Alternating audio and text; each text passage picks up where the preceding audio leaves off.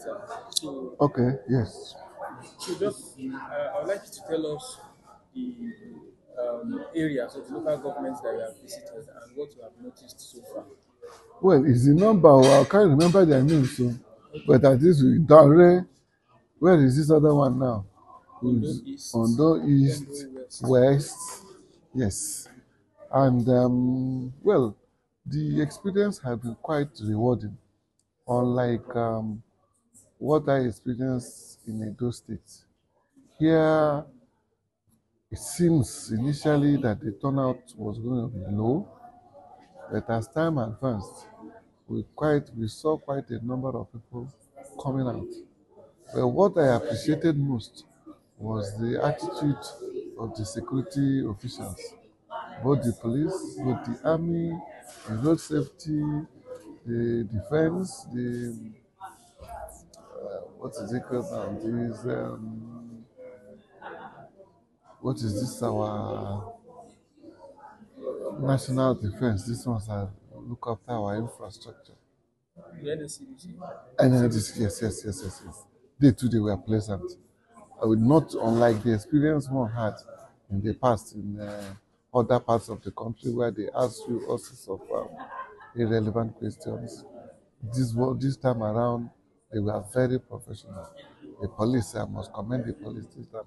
They were very professional, very polite, and they were willing to give any assistance that was expected of them. Yes.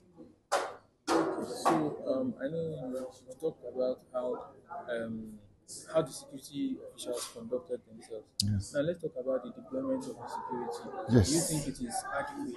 Yeah. Comparatively, if I want to compare with what I saw in Edo State, for instance, you see the unevenness. You go to some places, there are some few. Go to some places, many. But this time, it seems as if they really took their time.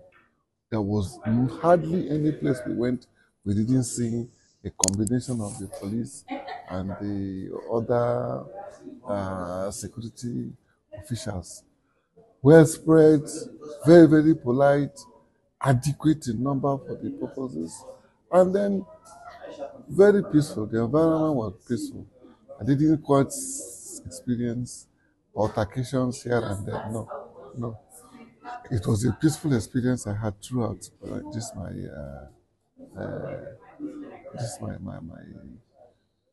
my exploration of this observation. Yes. Okay. Now going to the conduct of both the voters and the election officials. I want you to, after you've looked at all of this, how would you assess their adherence to, the standards that INEC has set? Like I told you now, the most of the places we get, it was quite early in the morning. So it's going to be difficult for you to know the attitude. But from the distance where I watched, everything appeared okay for me. They were very polite. The arrangement was also impeccable. And then you could see the voting was spotless. You didn't see people hanging around the polling booth. There was some safe distances. They used their rope to demarcate where you could pass and where you couldn't exceed. So I think I will really give them a very excellent mark for the way the election went so far. Okay. I'd like you to touch on the deployment of materials early Yeah, on this. I also go back to Edo issue.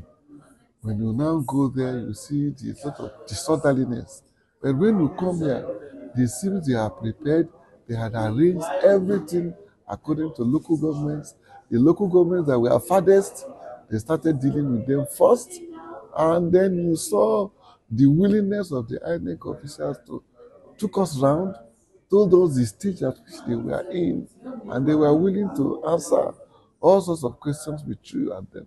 So I will say that their deployment, although by the time we got to the central bank yesterday, they had already left. But everything they appear to have left, I will be surprised.